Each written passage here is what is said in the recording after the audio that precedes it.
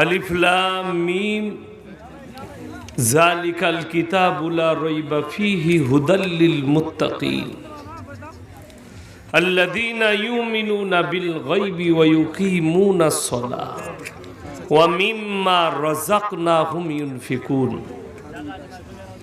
ওয়া ইলা মাদিয়ানা আখার ফাউযু বিল্লাহি মিনাশ শাইতানির রাজীম বিসমিল্লাহির রহমানির রহিম ইয়া আইয়ুহাল মুযাম্মিলু কুমিল লাইলা ইল্লা কলিলা নিসফাহু আও ইনকুস মিনহু কলিলা আও জিদ আলাইহি ওয়ারাত্তিলিল কুরআনা তারতিলা ইলা আখিরিল আয়াত খায়রুকুম মান তাআল্লামাল কুরআন আল্লামাহু কামা ক্বালা আলাইহি সালাতু ওয়াত তাসলিম। মাননীয় শ্রদ্ধেয় জ্ঞানী গুণী মানী সম্মানী আজকের এই জলসার মাননীয় সভাপতি মহাশয়, শ্রদ্ধের উলামা ইকরাম, হুফাজ ইকরাম এবং আমার জ্ঞানী গুণী মানী সম্মানী মাননীয় শ্রোতামণ্ডলী, পর্দার অন্তরালে পর্দা নসিব মায়েরা এবং বোনেরা, আল্লাহর বড় দয়া কৃপা ভালোবাসা আমাদের প্রতি, গোটা বিশ্বের প্রতি। সবাই আল্লাহ শুকর আদায় করে হৃদয় থেকে বলি আলহামদুলিল্লাহ। তারপরে পরে বিশ্ব নবী জানাবে মুহাম্মাদুর রাসূল আল্লাহ, সকলে বলুন সাল্লাল্লাহু আলাইহি ওয়াসাল্লাম। তেনার প্রতি শত কোটি দরুদ বর্ষিত হোক, বলুন আমিন সুম্মা আমিন। আল্লাহ তাআলা পৃথিবীর বুকে সব থেকে দামি মুকাদ্দাস কিতাব পাঠিয়েছেন, সেটা হচ্ছে কোরআন মাজিদ। এর একটা মারাত্মক খুসুসিয়াতের দিক আছে, যেটা পৃথিবীর কারোর কোনো বইয়ে নাই। পৃথিবীতে অনেক মুহাদ্দিস, শেখ, মাশায়েখ কিতাব লিখেছেন, মাসলা মাসাইলের কিতাব, হাদিসের কিতাব, ফিকার কিতাব বহুজন লিখেছে। অনেক জ্ঞানীরা অনেক কিতাব লিখেছেন, কিন্তু কেউ তার কিতাবের মধ্যে এই শব্দ লিখতে পারেনি, আমার কিতাবের মধ্যে বিন্দু মাত্র ভুল থাকার সন্দেহ নেই। লেখার ক্ষমতাও নেই, লিখতেও পারবে না। পৃথিবীর আর কোনো ধর্মগ্রন্থে এই ভাষা লেখা নেই, একমাত্র কোরআনে আছে যালিকাল কিতাবু লা রাইবা ফী। আমার এই কোরআনে বিন্দু মাত্র সন্দেহের কোনো অবকাশ নাই, এটা একমাত্র কোরআনে আছে। বাকি পৃথিবীর কারোর কোনো কিতাবে নাই। এই কোরআন 30 পারা, 114টা সূরা আছে কোরআনের মধ্যে।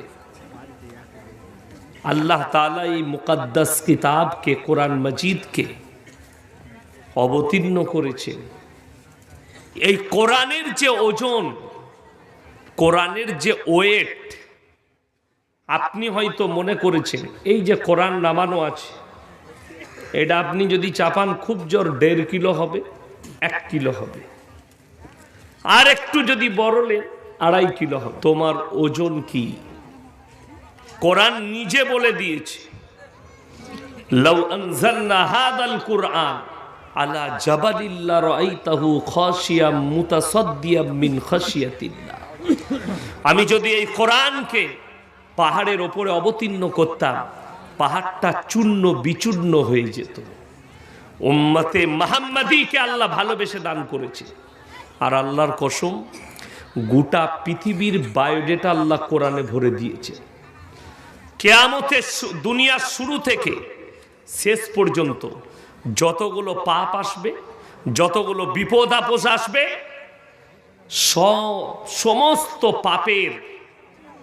পাপকে ট্যাকেল দিবার জন্যে, বেঈমান কাফেরদের বাধাকে ট্যাকেল দিবার জন্যে কোরআন, রাসূলের হাদিস আর এই আলেম উলামারা রেডি আছে।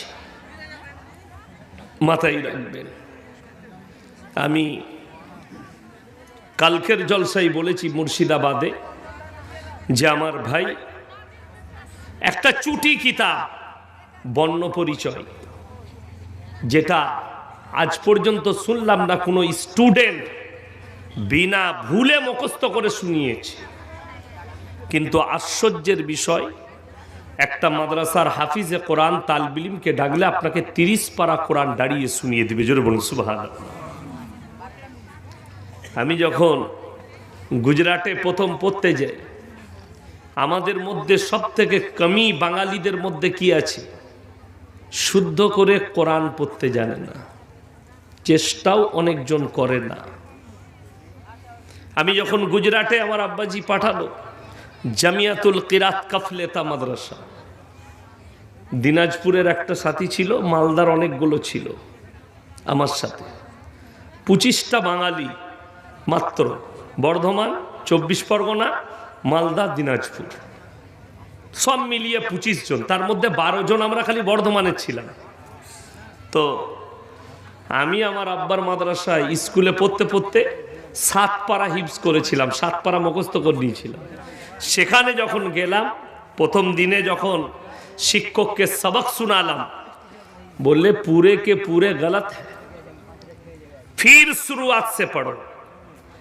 আমাকে খালি সূরা ফাতিহাটা 3 মাস পড়িয়েছে। তো আমার 2 মাস হওয়ার পরে আমার মনে মনে হলো দূর আর পড়বই না, পালিয়ে যাব।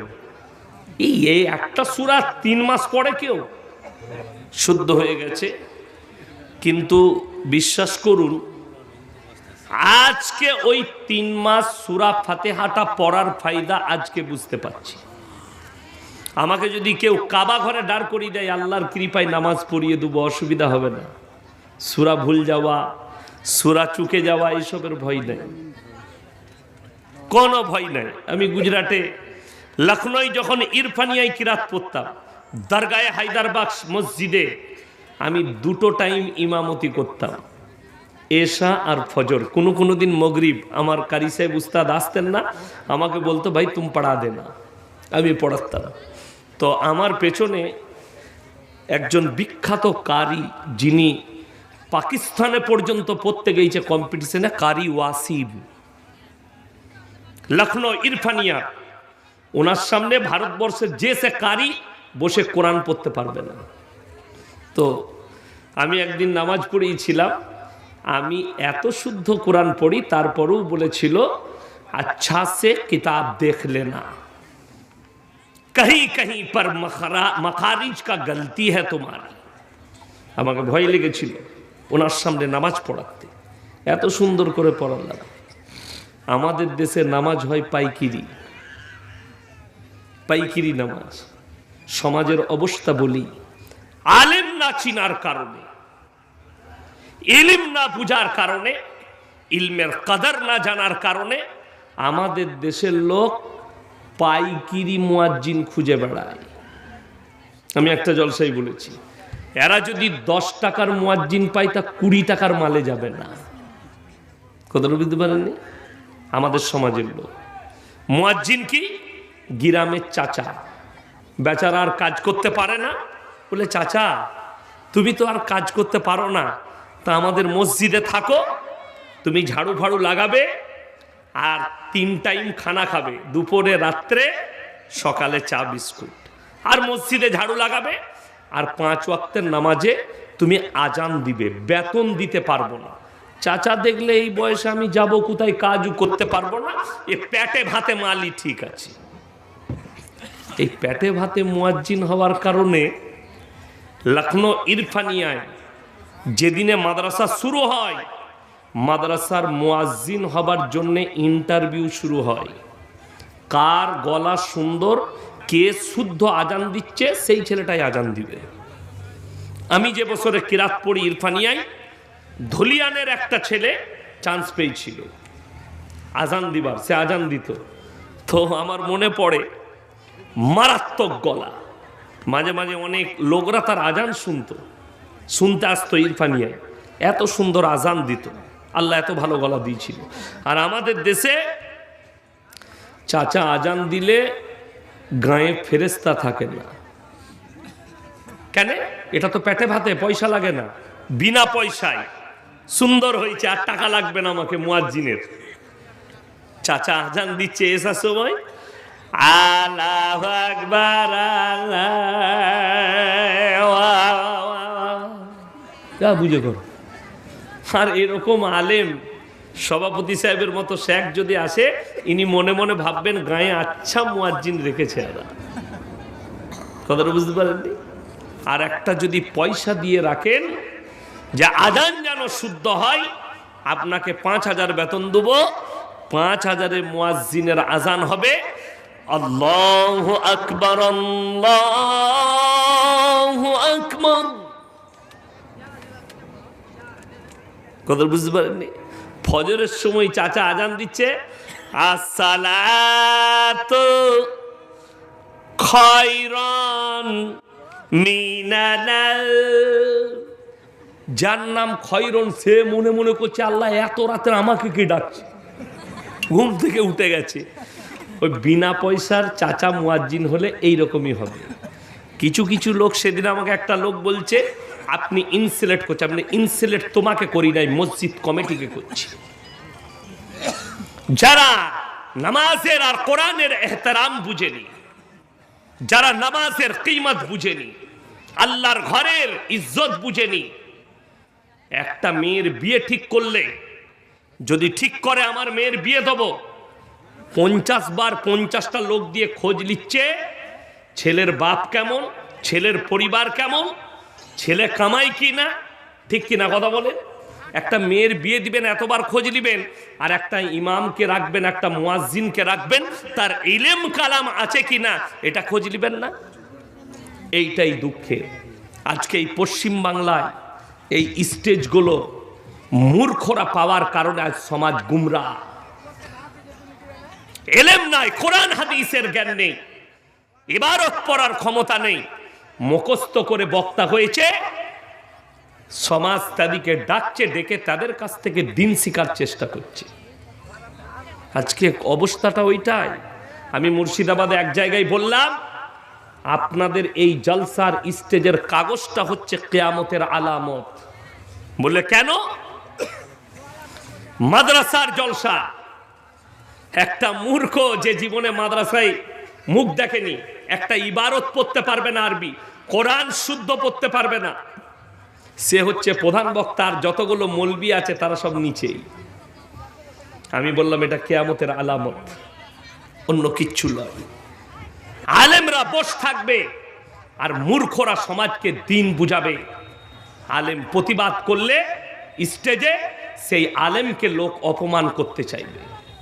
জেনে রেখে দিবেন, সমাজ যখন এই আলেমের কদর করবেন, আল্লাহ ইলমের থেকে আগে বড় বড় আলেম দিকে দুনিয়া থেকে তুলে নেবেন। এটা কিয়ামতের আলামত। আর মানুষ এমন লোকের কাছ থেকে দিন শিখবে, তার নিজস্ব দিন থাকবে না, সে লোককে যে দিনটা বুঝাবে গুমরাহি ছাড়া আর কিছু নয়, অন্য কিচ্ছু নয়। বড় কষ্ট লাগে। সেদিনে আমি মুর্শিদাবাদে একটা বক্তাকে ধরেছিলাম, স্টেজে চেপে বলে দিলে, ভাই যে মানুষ সিগারেট বিড়ি একবার জীবনে গুটখা খাবে, জীবনে আর কোনোদিন জান্নাতে প্রবেশ করবে না। আমি তাকে গিয়ে ধরলাম স্টেজে। সভাপতি সাহেব আমাকে এসে মসজিদে বলে গেল, মলি সাহেব আমি বললে এলাকার লোক ঝামেলা করবে, আপনি বলুন। আমি গিয়ে ধরলাম, কোথায় পেলে এটা?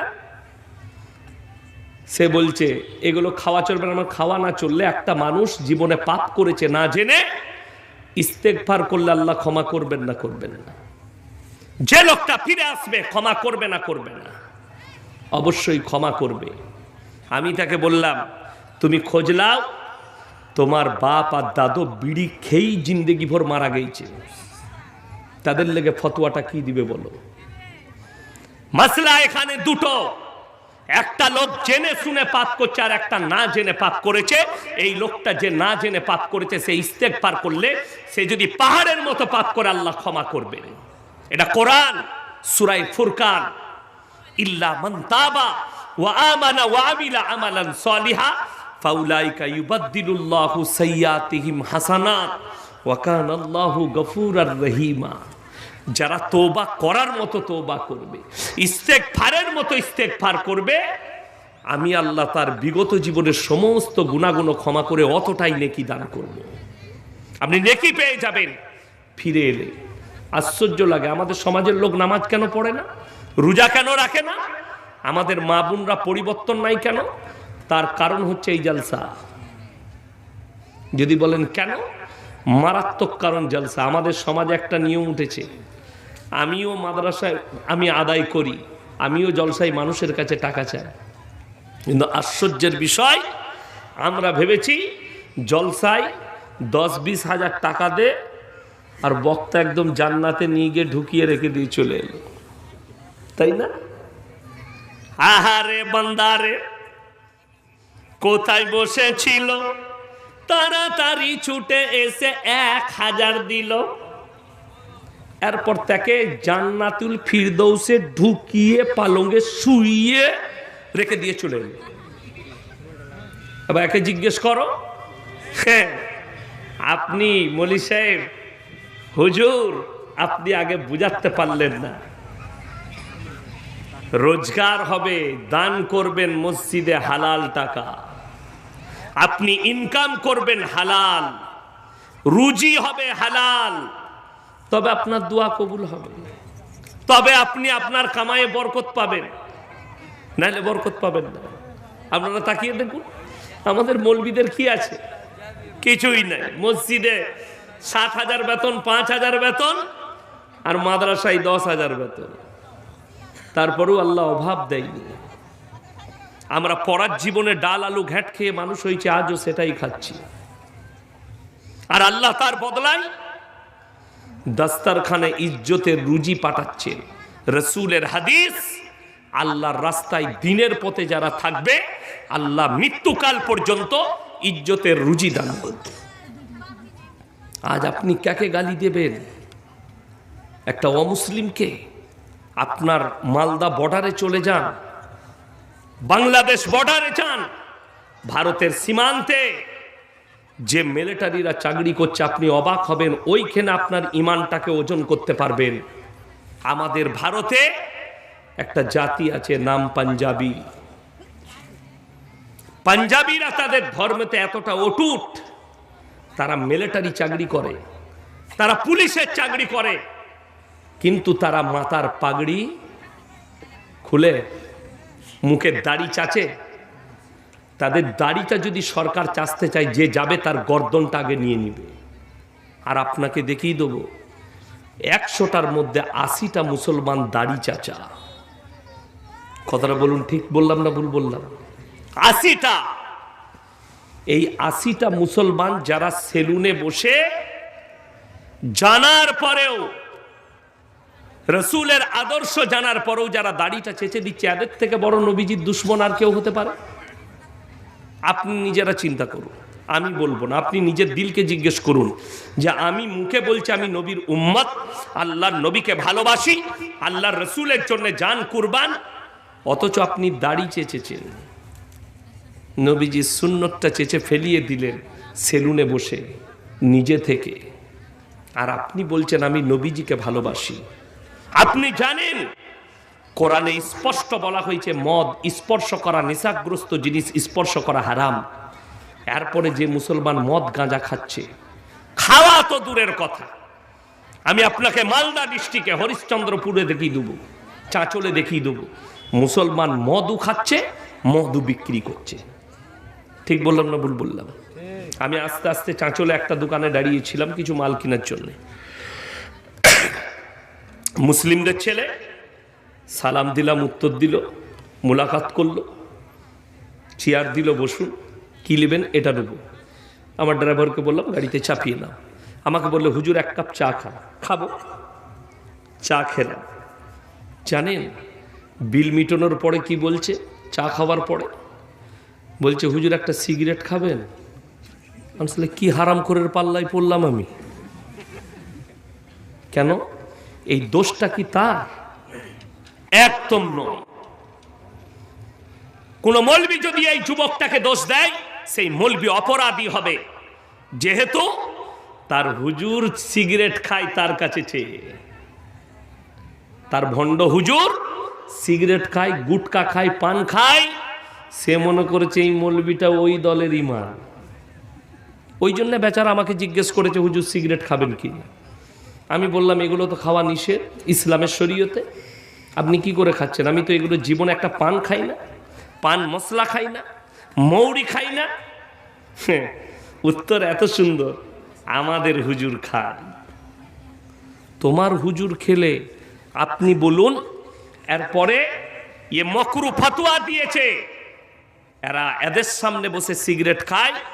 ওই ব্যক্তি একটা সাধারণ লোক, যার কাছে কোরআন হাদিসের জ্ঞান নেই, সে জানে সিগারেট খাওয়াটা কোনো ব্যাপারই নাই, হালাল জিনিস। যেহেতু আমার মৌলবি, আমার হুজুর খায়, এটা বর্ধমানের মৌলবি ইও খায়, ওই জন্য আমাকে দিতে গেল। তাইলে অপরাধীটা সেই হুজুর নাই, এ ব্যক্তি সেই হুজুর। আমার মতো 100টা মৌলবি কিয়ামতের দিনে ধরা পড়বে, 100টা মৌলবি ধরা পড়বে। সমাজকে ধোঁকা দিয়েছো, প্রতারণা করেছো, প্রবঞ্চনা করেছো। আপনি অবাক হবেন, কেন বলছি এ কথাগুলো? 100টা মৌলবি ধরা পড়বে, তার অনেকগুলো কারণ আছে, দিক আছে। আজকে বিভ্রান্তির মধ্যে আছে সমাজ। কারা করেছে? আমাদের মতো মৌলবিরা বিভ্রান্তে ফেলিয়েছি আপনাদিকে। আমাকে এক জায়গায় বলছে, কোন মৌলবির কথা লুব? আপনারা এক বলছেন, এরা এক বলছে। আমি বললাম বাজার করতে যাও না, যাও না, সকালে হাট। বলে হাট করি। এমন কানা বেগুন কিনিস না ভালো? বলে হুজুর কানা বেগুন কেউ কিনে? ভালোটাই কিনবে। মাছের পেটটা টিপে দেখে নাও, টমাটোরটা দেখে নাও পচা কিনা। তুমি কানা বেগুন চিনলে, পচা মাছ চিনলে, পচা টমাটো চিনলে, আর পচা মৌলবিটা চিনতে পারো নি? যে সমাজকে ধোঁকা দিচ্ছে, যে প্রতারণা করছে, যে প্রবঞ্চনা করছে। আজকে সমাজের কাছে সব থেকে বড় জিনিস হয়ে দাঁড়িয়েছে, আমি কালকে বলেছি, সুর। আর এই সুরেতে সমাজ শেষ হয়ে গেছে। ওই কিছু বক্তা আছে 24 পরগনার হাওড়ার দিকে, কানে হাত দিয়ে বক্তব্য দেয়, বাবাজি রামেরা বলে রাম আল্লাহ নবী। শেষকালে সকালবেলায় বলছে কেমন বক্তা এলো, কি গলালো, দারুণ সুরবে। বুঝলি কি? বুঝে নাই কিছু। সে বললে তো কিছু বুঝবে। দাদর গল্প, বাপের গল্প, কবরের গল্প, গাছের গল্প, মাছের গল্প। তা না হলে একটা মৌলবি কখনো নবী বিরোধী আলোচনা স্টেজে করতে পারে আর সমাজ সুবহানাল্লাহ বলে? সমাজ সুবহানাল্লাহ বলছে। আপনারা প্রায় শুনতে পাবেন ইউটিউব খুললে, বক্তব্য দিচ্ছে, ও আমার বাবাজি নাম খাজা বাবার কেরামতি সনম। তিনি একবার কলে পানি নিতে গেছেন উজু করতে, গ্রামের মানুষ কলের পানি দেয়নি। খাজা বাবা তখন নিজের লোটাটা নিয়ে, বদনা নিয়ে, গোটা আনা সাগরের পানিগুলো লোটার মধ্যে ভরে নিলেন। যা বুঝে করগা। আচ্ছা, নবীজি সাল্লাল্লাহু আলাইহি সাল্লামের জন্য এরকম কোন হাদিস শুনেছে? এত বড় আলেম বসে আছে, আপনারা মনে করছেন ইয়াসিন সাহেব বায়ান করছে, হায়দার ভাই বায়ান করে গেল, বিরাট ব্যাপার। ইনার জুতো সুজা করারও যোগ্যতা নাই বক্তাদের। আপনারা জানেন ওটা, আমরা জানি ইলমের বহর কার কাছে কতটা আছে। যারা আলেম তারা জানবে, সাধারণ লোক জানবে না। দুটো ফুটানি করতে শিখে বড় হওয়া চলবে না। আলেম আলাদা, বক্তব্য আলাদা, ইলম আলাদা, বলা আলাদা। বড় কষ্ট লাগে। জিজ্ঞেস করুন, নবীজি সাল্লাল্লাহু আলাইহি সাল্লাম সম্পর্কে একটা হাদিস নাই, যায়িফ হাদিস নাই, যে নবীজি সাগরের পানিগুলো হাতের মুঠোয় ভরে নিয়েছে। নবীজির ইজ্জত সব থেকে বেশি আল্লাহর কাছে। পৃথিবীতে সব থেকে দামি ব্যক্তি তিনি, তিনার সম্পর্কে একটাও হাদিস নেই। খাজা বাবা সম্পর্কে চলে এলো গল্প। মানুষ এটা শোনার পরে জোরে সরে বলছে সুবহানাল্লাহ। বুঝলি কেউ নিজেও জানে না কি ওটা তো ইসলাম নয়, ওটাও জানে না। কেন? নামাজ পড়ে না, কিচ্ছু পড়ে না। সেদিন আমি হুগলিতে জলসা করছি, আমার আগে একজন হুজুর সাহেব ছিলেন, তিনি জলসা শুরু করছেন, পড়ো বাবা আল্লাহুম্মা। তখন লোকরা সব বলছে সাল্লে সাইয়েদেনা। আর হুজুর তখন দুধ খাচ্ছে, ওদিকে ধরিয়ে দিয়েছে লাইনটা, তোরা চালিয়ে যা, আমি দুধ খাই। আমি স্টেজে গেলাম, আমি বললাম ভাই সবাই দরুদে ইব্রাহিম পড়ুন। আল্লাহুম্মা সাল্লি আলা মুহাম্মাদি ওয়া আলা আলি মুহাম্মাদ কামা সাল্লাইতা আলা ইব্রাহিম ওয়া আলা আলি ইব্রাহিম ইন্নাকা হামিদুম মাজিদ। আল্লাহুম্মা বারিক আলা মুহাম্মাদি ওয়া আলা আলি মুহাম্মাদ কামা বারাকতা আলা ইব্রাহিম ওয়া আলা আলি ইব্রাহিম ইন্নাকা হামিদুম মাজিদ। একটা লোক পর খালি যে কটা নামাজি ছিল তারা পড়ল। আমি বললাম আমি যে দরুদটা পড়লাম এটা কি দরুদ? শ্রেষ্ঠ দরুদ। অথচ এই দরুদ জানে না কেন? নামাজ পড়লে তো জানবে। ও খালি জলসার দরুদ ওরা মুখস্থ করে রেখেছে। কোথায়? হাওড়া, হুগলি, মেদিনীপুর আর 2-24 পরগনার লোক জলসাতে বসবে, এই দরুদটা পড়বো, হুজুর মনে করবে এদের থেকে বড় আউলিয়া আর পৃথিবীতে কেউ নাই, এদের থেকে বড় পরেজগার কেউ নাই। আরে আমার ভাই, তুমি দিন বুঝলে না। আজকে আমাদের সমাজে মারামারি কি নিয়ে বলুন? স্টেজে আমাদের সমাজে, পশ্চিম বাংলায় নয়, ভারতবর্ষে, বাংলাদেশে, পাকিস্তানে মারামারি হাত বাঁধা নিয়ে, টুপি পড়া নিয়ে, শবে বরাত নিয়ে, কিয়াম নিয়ে, তোর ঘর আমার ঘর নিয়ে। আমি সেদিনে হাওড়ায় বলেছি, এ আমার বাবাজিরা, কাবা ঘরে, মক্কা মদিনায় কেউ বুকে হাত বাঁধে, কেউ বাঁধে না। কেউ দোয়া করে, কেউ করে না। কেউ টুপি পরে, কেউ টুপি পরে না। কেউ রফাদাইন করে, কেউ করে না। শুনেছ সেখানে লাঠি নিয়ে মারামারি হয়েছে? আমাদের দেশে মারামারি হয়, যেটার গুরুত্ব নাই সেটা নিয়ে মারামারি। ইসলামে যেটার গুরুত্ব আছে এটা নিয়ে কোনো বাড়াবাড়ি নাই। ইসলামে গুরুত্ব 5 ওয়াক্ত নামাজ পড়া ফরজ।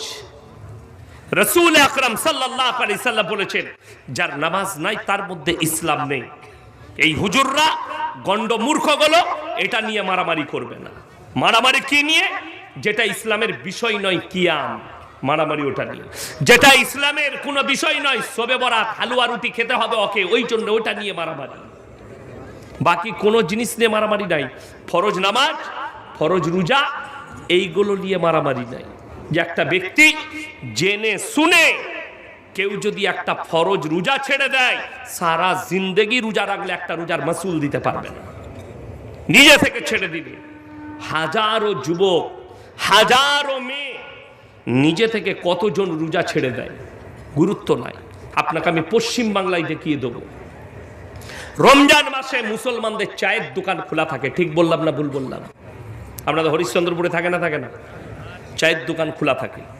আমি বলে যাচ্ছি, যে মুসলমান রমজান মাসে চায়ের দোকান দিনের বেলায় খুলে রাখবে, তার কামায়ে বরকত আসতেই পারে না, তার অভাব আসবেই আসবে। আপনাকে বলে দিই, পশ্চিম বাংলায় অত বড় হোটেল নাই। বোম্বেতে হোটেলের নাম শালিমার, গুজরাটিদের হোটেল, মুসলমানদের। জটা ম্যানেজার বসে আছে, মনে হবে সব মরিষে। পাকিস্তানের প্লেয়াররা খেতে আসে, খেলতে এলে দামি দামি আর্টিস্টরা খায়। রমজান মাসে সেই হোটেলটা ইফতারিতে শুরু হয়, সাহরিতে বন্ধ হয়ে যায়। পার ডে 7 থেকে 10 লক্ষ টাকা বিক্রি হয় সেই হোটেলটায়। যে কোনো সময়ে যাবেন, আপনাকে ওয়েটিং এ দাঁড়াতে হবে। হোটেলটা রাত 2টো পর্যন্ত খোলা থাকে। মাহমুদ আলী রোড, যেটা প্রপার মুম্বাই, 1টা-2টো পর্যন্ত হোটেল খোলা থাকে। যখন যাবেন আপনাকে ওয়েটিং করতে হবে, ওয়েটিং রুমে বসতে হবে। সিট বুক আছে, লিস্ট দিয়ে যাবে, আপনাকে ডাকা হবে।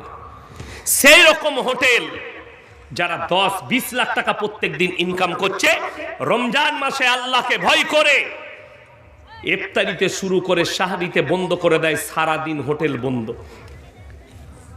একটা মুসলিমদের হোটেল দিল্লি, বোম্বাই, গুজরাট, উত্তরপ্রদেশে, হায়দ্রাবাদে একটা চায়ের দোকান আর একটা কিচ্ছু খোলা দেখাতে পারবে না। হায়দ্রাবাদের পেস্তা হাউস চায়ের দোকান, চা আর হালিম, তার যে চা বিক্রি হয়, গোটা মালদা ডিস্ট্রিক্ট মিলিয়ে অত চা বিক্রি হবে না। প্রত্যেক দিন নাই নাই করে 50,000 কাপ চা বিক্রি করে, সকাল থেকে রাত 2টো পর্যন্ত। মাত্র 1 ঘন্টা বন্ধ। রাত 1টায় শাটার ডালবে, ভেতরে কাজ চলবে। 2টোর সময় আবার শাটার তুলে দিলে 1 ঘন্টা প্রশাসনের কাছ থেকে বন্ধ, 24 ঘন্টা খোলা। তারপরও রমজান মাসে ইফতারিতে শুরু, সাহরিতে বন্ধ। আর সারাদিন চা বিক্রি নাই, খালি রমজান মাসে।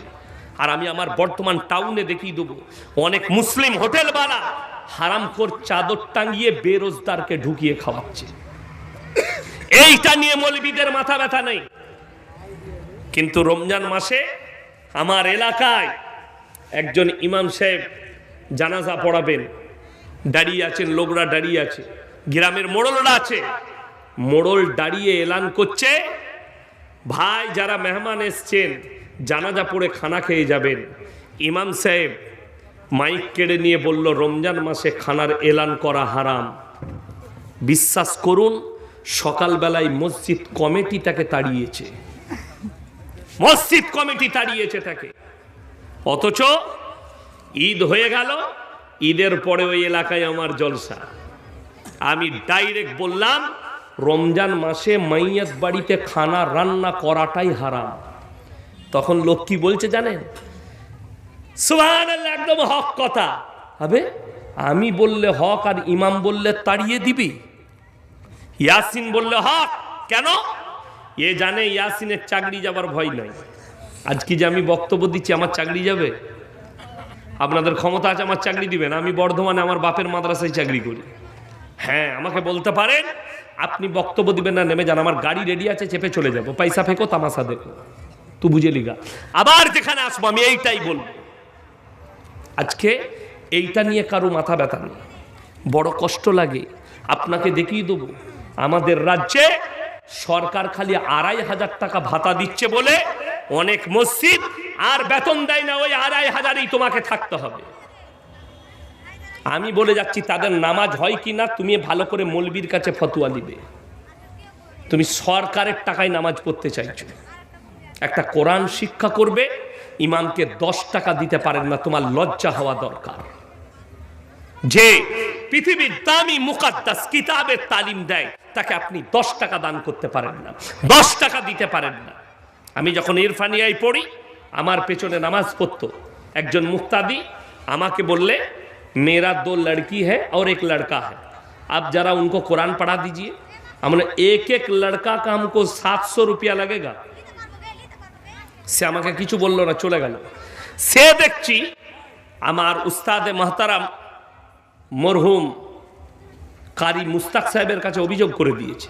সকালে তিনি বসে থাকতেন, বিরাট পাওয়ারফুল, 90 বছর বয়সেও আমি দেখেছি সকালবেলায় নাস্তা করতেন গাওয়া ঘিয়ের পরোটা আর পয়রার গোশত, আর গলার আওয়াজ গোটা মাদ্রাসা শুনতো। আমি গেটে ঢুকছি ক্লাস করতে, আমাকে বললে, হবে ইধার आओ। আমি গেলাম, हजरत का बात है? बोले, तुमने किसको बताया कि एक बच्चे का 700 रुपया लगेगा कुरान पढ़ाने में? देखছি সেই লোকও বসে আছে কারি সাহেবের পাশে। আমি বললাম, हजरत मैंने बताया? बोले क्यों? हमने इनसे पूछिए, इनके बच्चा इंग्लिश मीडियम में जाती है पढ़ने के लिए, इनके लड़की एक ट्यूशन मास्टर पढ़ाते हैं, उनको महीने का 700 रुपया 1000 रुपया देते हैं। एक एक बच्चे के पीछे महीना ट्यूशन का 5000 रुपया खर्च करते हैं, लेकिन दुनिया के सबसे उम्दा किताब का तालीम दूंगा, इसका कोई कीमत नहीं। कारी साहब बोले, भाई तुमने तो बड़े उम्दा बात कह दिया, मैं कुछ नहीं कह सकता, अब तुम समझो।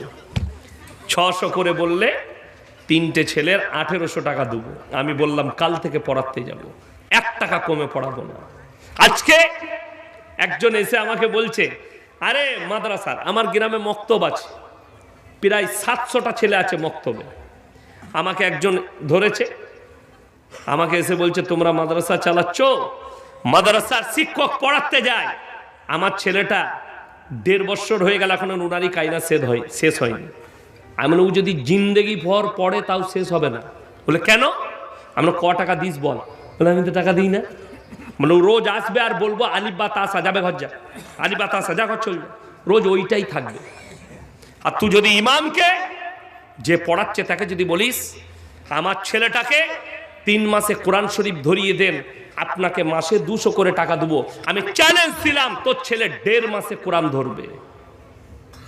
কিন্তু তুমি দুনিয়ার শুনেলেন, অনেকজন মনে মনে করছে এই মৌলবীরা কেন পড়িয়ে মাদ্রাসায় বেতন নিবে, যারা মনে করছেন এরা জালসা করে কেন পয়সা নেয়, যারা মনে করছেন ইমামতি করে পয়সা নিতে হবে, কোথায় লেখা আছে?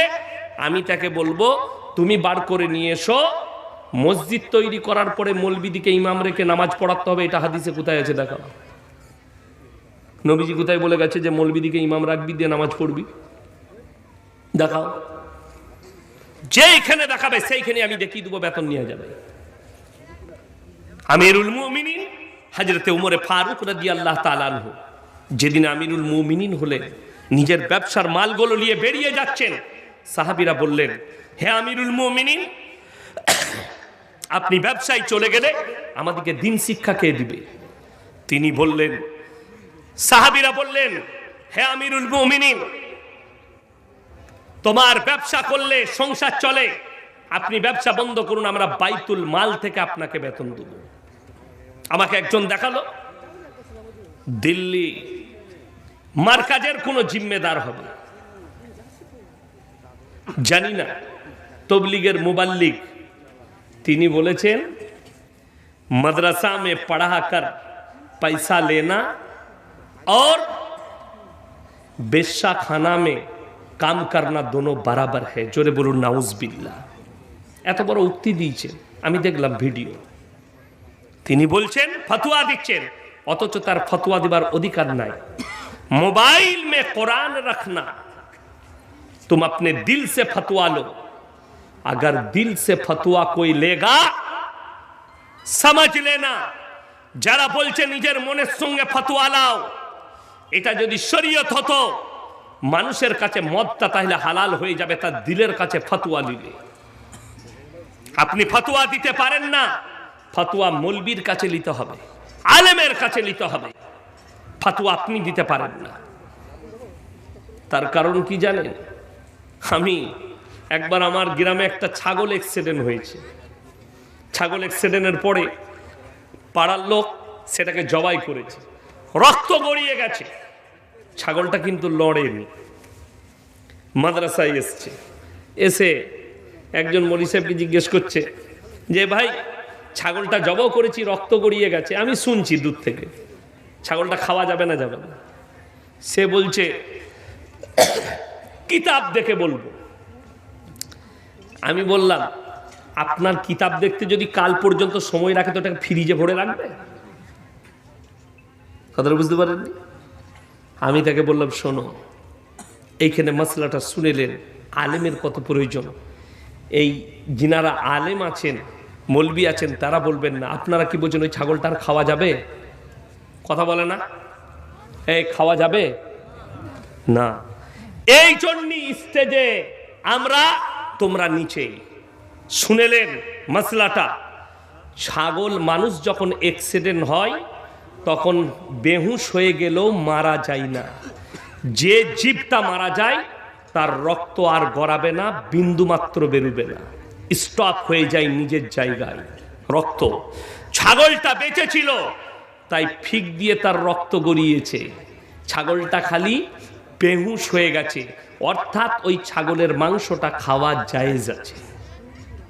এই জন্য মৌলবীর কাছে ফতোয়া, তুমি তোমার দিলে ফতোয়া নিতে পারবে না।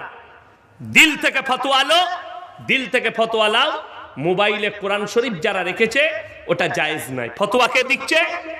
3 দিন 4 দিন তবলিগ থেকে ঘুরে এসে সে ফতোয়া দিচ্ছে। বড় কষ্টের বিষয়, দুঃখের বিষয়।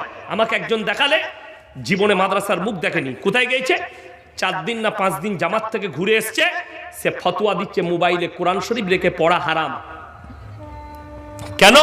সে উক্তি দিচ্ছে, বলছে দিলকে ফতোয়া জিজ্ঞেস করো, হারাম করতো দিল যদি ফতোয়া দিতে লাগে তো তোর কাছে মদ হারাম হবে, কাটা মাংস হালাল হবে, হারাম জিনিসগুলো হালাল হয়ে যাবে। ইসলাম দিলের ফতোয়ায় চলে না। ইসলাম কোরআন হাদিস রাসূল সাল্লাল্লাহু আলাইহি সাল্লাম আখলাক আর চরিত্রে চলে। ওই জন্য আল্লাহ তাআলা কোরআনে বলেছেন, ইন্নামা ইয়াখশাল্লাহা মিন ইবাদিহিল উলামা। আমার নবী আর পয়গম্বরের পরে সব থেকে বেশি যারা আমাকে ভয় করে তারা হচ্ছে আলেম সম্প্রদায়, উলামারা। এটা মাথায় রাখবেন। আমার ভাই, আজ থেকে নিয়ত করুন আমরা সবাই 5 ওয়াক্তের নামাজি হব। জোরে বলুন ইনশাআল্লাহ।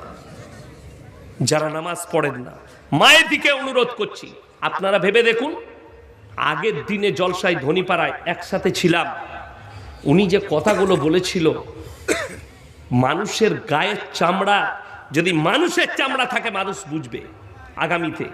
যদি মনে হয় এই আলেমগুলোর মূল্য নাই সমাজে, তাহলে তাদের গায়ে মানুষের চামড়া নাই, তারা আর বুঝবে না। ইনি বলেছেন, আমিও প্রতিবাদ করেছি, আর আমি প্রতিবাদ করি। একটা জলসা হচ্ছে দিনের কাজ, আলেমরা দোয়া করবে, দোয়া নিবেন, দোয়া দিবেন, কোরআন আর হাদিসের আলোচনা হবে, অথচ সেখানে দেহ ব্যবসার আড্ডাখানা খুলে দেওয়া হচ্ছে, মেলা বসানো হচ্ছে। আজকে গোটা মালদা, মুর্শিদাবাদ, দিনাজপুর এবং নদিয়া, 24 পরগনা, হাওড়া এমন একটা ফ্যাশন এলো, জলসা করলেই জলসাতে মেলা, এবং মেলাতে ছেলে মেয়ে সব এক কাছে। ওই ছেলে মেয়েগুলো কেউ অমুসলিম নয়, আপনার আমার ঘরের ছেলে মেয়েরা রাস্তার উপরে। আর আলেমরা প্রতিবাদ করলে এদিকে আর দাওয়াত দাও না, এই সভাপতি রাখা যাবে না। প্রতিবাদ করেছি। এই মালদা ডিস্ট্রিক্টে হরিশ্চন্দ্রপুর থানায় একটা মাদ্রাসার জলসায় এসেছিলাম গত বছরে, বড় মাদ্রাসা। এত বড় মেলা বসিয়েছে যে 500 মিটার গাড়িটা যেতে আমার 40 মিনিট সময় লেগেছিল। 40 মিনিট। আমি গিয়ে কমিটিকে বললাম, কমিটি 3 জন বললে 70 জন কমিটি আছে, 3 জন আছে মেলার বিপক্ষে, আর 67 জন মেলার পক্ষে। আমি বললাম, শোনো, এই কমিটির দ্বারা মাদ্রাসা পরিচালনা করা হারাম। যারা হারাম কাজের পক্ষে থাকবে তারা কি করে মাদ্রাসা পরিচালনা করতে পারে? কষ্টটা ওইখানে। কিয়ামতের আলামতের মধ্যে একটা মারাত্মক আলামত শুনেলেন। এই মসজিদগুলো আজকে দেখছেন, কিয়ামতের পূর্বে এই মসজিদগুলো নেতৃত্ব দিবে সুদখোর আর হারামখোররা। এটা লিখেলেন, আমি মরে যেতে পারি, আমার কথাটা লাকিরের মতো ইউটিউব আর ফেসবুকে ভাসবে। কিয়ামতের আলামতের মধ্যে মারাত্মক আলামত। শিক্ষিতরা বসে থাকবে, অশিক্ষিতরা দেশ চালাবে, এটা কিয়ামতের আলামত। মূর্খরা দেশ চালাবে। আপনি অবাক হবেন, এক একটা দেশে এইভাবেই চলছে। কিয়ামতের আলামতগুলো প্রকাশ পাচ্ছে, অথচ আপনার পরিবর্তন নাই জীবনের। যা আমার জীবনের পরিবর্তন কি করে হতে পারে? আমার রাস্তাটা যেন জান্নাতের ক্লিয়ার হয়।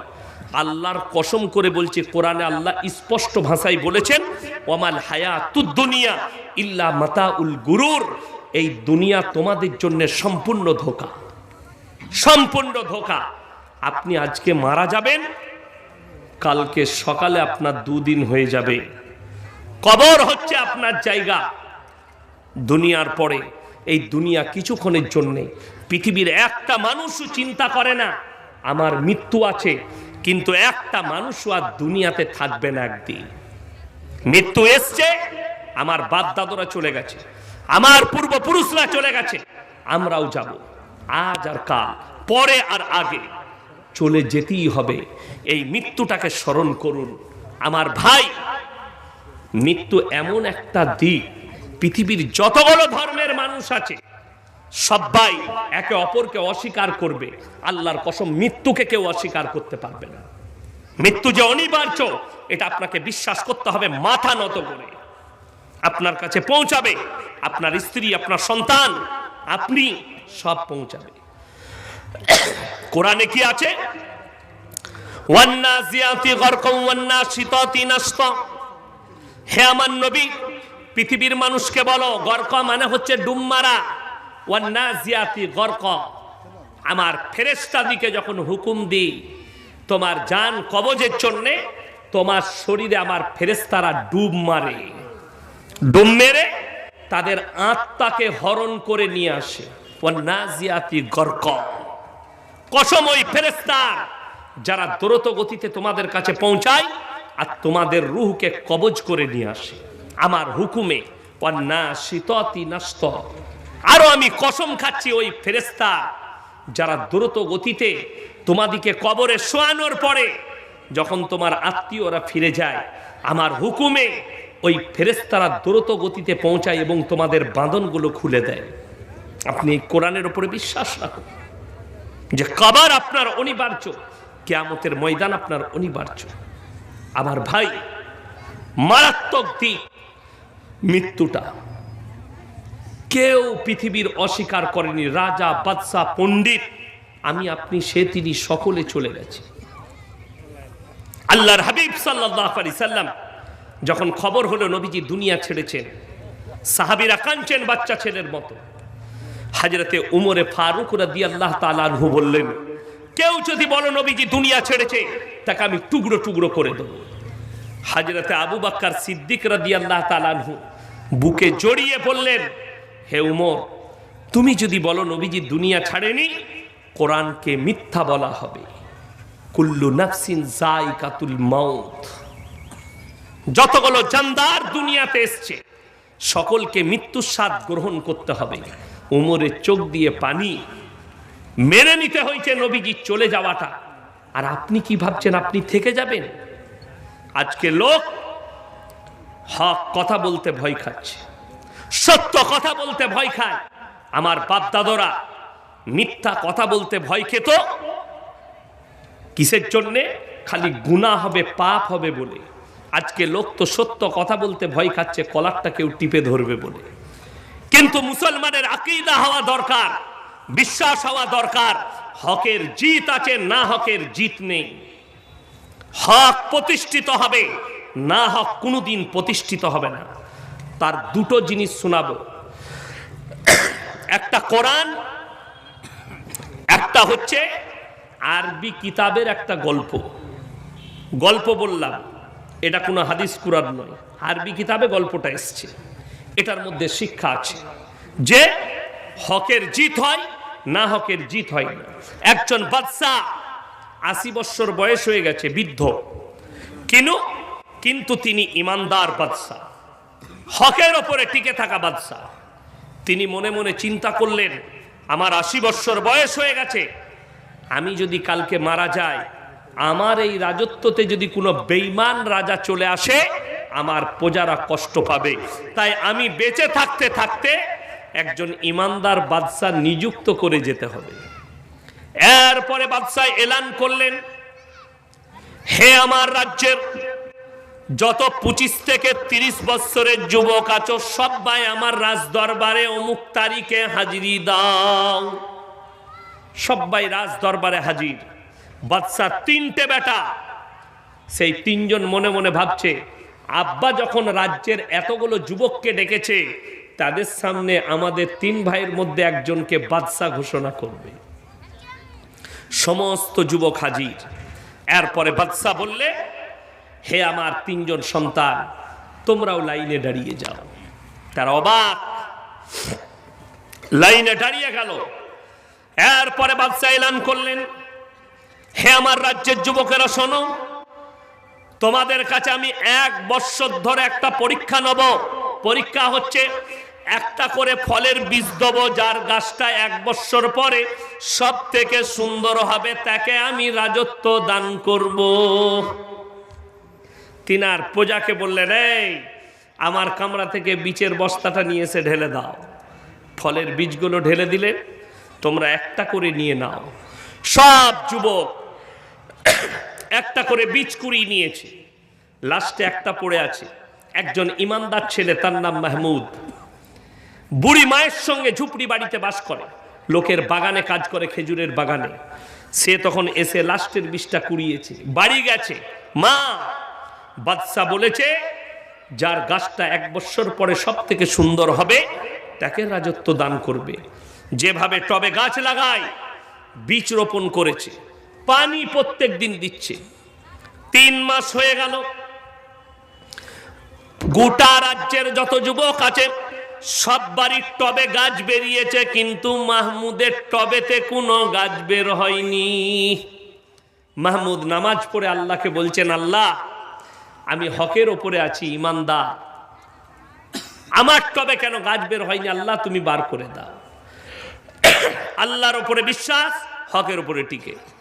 6 মাস হয়ে গেল, 9 মাস হয়ে গেল, এমনকি 12টা মাস কেটে গেল, কিন্তু মাহমুদের টবেতে কোনো গাছ বের হয়নি। এরপরে বাদশা এলান করলেন, হে আমার রাজ্যের যুবকেরা শোনো, অমুক তারিখে তোমরা সবাই সকালে নিজের নিজের গাছ নিয়ে আমার রাজ দরবারে হাজিরি দাও।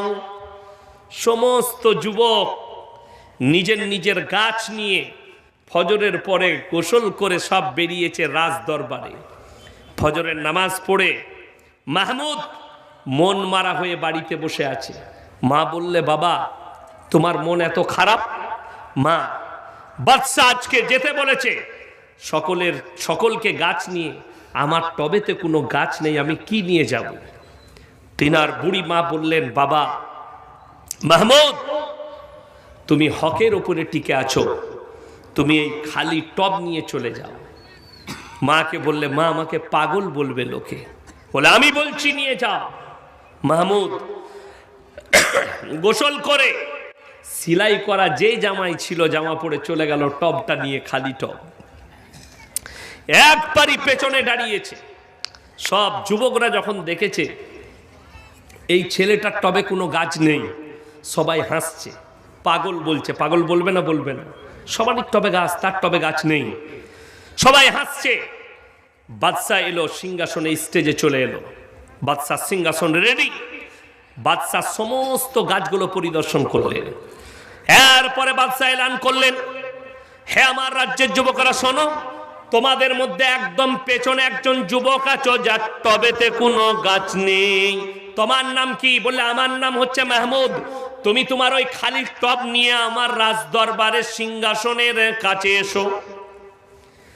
মাহমুদ ভয়ে ভয়ে খালি টবটা নিয়ে সিংহাসনের কাছে নামালেন আর বললেন, বাদশা, আমি একজন 5 ওয়াক্তের নামাজি ইমানদার ছেলে, আমি বীজ রোপণ করেছি,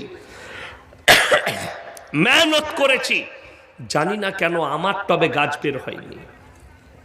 বাদশা মুচকিয়ে হাসলেন আর বললেন, মাহমুদ ভয় খাচ্ছ? উঠে এসো। বাদশা সিংহাসন থেকে উঠে দাঁড়িয়ে গেলেন আর বললেন, চলো তুমি সিংহাসনে বসো। অবাক, বসো। মনে মনে মাহমুদ ভাবছে, আল্লাহ, বাদশাও আমার সাথে মজাক করছে। ভাববে না? ভাববে না? বাদশা এলান করেছে গাছ ভালো হলে তবে রাজত্ব দেবো, তার টবে গাছ নেই। বাদশা অথচ বলছে সিংহাসনে বসো। ভয়ে ভয়ে বসলো। সব ছেলেরা হাসি মজাক করছে যে বাদশা মজাক করছে তার সাথে। এরপরে বাদশা বললে, হে আমার রাজ্যের যুবকেরা শোনো, আজকে আমি তোমাদের সামনে একজন ইমানদার বাদশা নিযুক্ত করছি, যার নাম হচ্ছে একমাত্র মাহমুদ। সমস্ত যুবক বলল, আপনি বলেছেন যার টবে সব থেকে সুন্দর গাছ হবে তাকে আপনি রাজত্ব দিবেন। অবশ্যই বলেছিলাম, কিন্তু আমি তোমাদেরকে যে বীজটা দিয়েছি ওটা গরম পানিতে সিদ্ধ করে দিয়েছিলাম। তোমাদের টবে কেমন করে গাছ হয়েছে? তোমরা বাজার থেকে 2 নম্বরি করে অন্য বীজ কিনে রোপণ করেছো, আর একমাত্র আমার এই গরম পানি সিদ্ধ করা বীজ মাহমুদ রোপণ করেছে, তাই মাহমুদের টবেতে কোনো গাছ বের হয়নি। একমাত্র তোমাদের মধ্যে হক পথে টিকে আছে এই মাহমুদ, তাই আমার রাজত্বর একমাত্র অধিকার হচ্ছে মাহমুদের। জোরে বলুন সুবহানাল্লাহ। খালি হকের ওপরে টিকার কারণে রাজত্ব দিলেন। শুনেলেন, এটা আমি কি বললাম? হাদিস কুরআন নয়, এটা একটা আরবি কিতাবের গল্প। এর মধ্যে শিক্ষা আছে যে হকের ওপরে টিকে থাকলে রাজত্ব পাওয়া যায়। পরে কোরআন খুলুন। আমার আল্লাহ রাব্বুল আলামিন নবীজিকে বললেন, হে আমার নবী, তুমি মক্কা নগরীতে এলান করো। কাদের কাছে? মুমিনদের কাছে। কি বলবে? তাদেরকে বলে দাও তারা যেন আল্লাহর রাস্তায় কিছু দান ধ্যান করে। ওমা ইউকরিদুল্লাহ কারদান হাসানা, তোমরা আল্লাহর রাস্তায় যে যা পারবে দান করো। মক্কার বেঈমান কাফেররা তারা বলতে লাগলো, শুনেছো শুনেছো, মুসলমানদের আল্লাহ ফকির হয়ে গেছে। জোরে বলুন নাউজুবিল্লাহ। এটা তাদের ভাষা। হযরতে আবু বকর সিদ্দিক রাদিয়াল্লাহু তাআলা আনহু, তিনি মক্কার এক গলি দিয়ে পেরিয়ে যাচ্ছেন। 2 বন্ধু বসে আছে বেঈমান মুশরিকরা। তারা বলা বলি করছে, মজাক করছে, এই শুনেছিস শুনেছিস মুসলমানদের আল্লাহ ফকির হয়ে গেছে। হযরত আবু বকর সিদ্দিক রাদিয়াল্লাহু তাআলা আনহু বরদাস্ত করতে পারেননি। বেঈমানকে এক চড় মেরেছে, বেঈমান বেহুশ হয়ে পড়ে গেছে। হযরত আবু বকর চলে গেলেন, বেঈমানের হুঁশ ফিরে গেছে। সেই দুই বন্ধু মিলে নবীজির দরবারে হাজির। হে মুহাম্মদ, আল্লাহর নবী, আপনার আবু বকর আমাকে বিনা কারণে চড় মেরেছে। আল্লাহর নবী বললেন, তুমি ভুল বলছো, আমার আবু বকর কখনোই চড় মারতে পারে না। উক্তকালে আবু বকর হাজির নবীজির দরবারে। হে আবু বকর, তুমি কি বেঈমান মুশরিককে চড় মেরেছো?